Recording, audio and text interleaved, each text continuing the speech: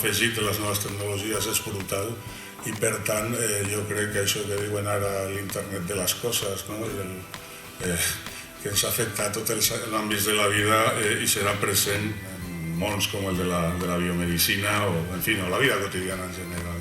Com sabeu, recentment Aivall i Vodafone han renovat el seu acord de col·laboració per seguir impulsant la innovació i el desenvolupament empresarial dintre de les nostres empreses, de les d'Hospitalet i el Baix Llobregat, que és el nostre àmbit d'implantació.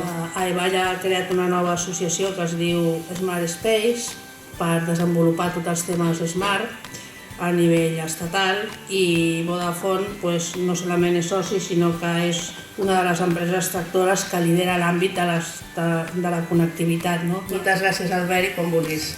Jo volia avui centrar-me en dos temes molt populars que es parla molt i que també haveu fet referència abans, que és el tema de Smart Cities per una banda i l'Internet of Things, l'IoT, tot el tema de la connectivitat de totes les coses connectades que estem parlant, que això seran les grans explosions que ens venen en aquest moment. Com deia la Rosa, el tema de Smart Cities, el tema de Smart Space, que estem aquí treballant conjuntament amb Aivall per poder fer que hi hagi polígons intel·ligents, com hem dit, Pedrosa, o Masblau, o Almeda, o edificis intel·ligents o ciutats intel·ligents.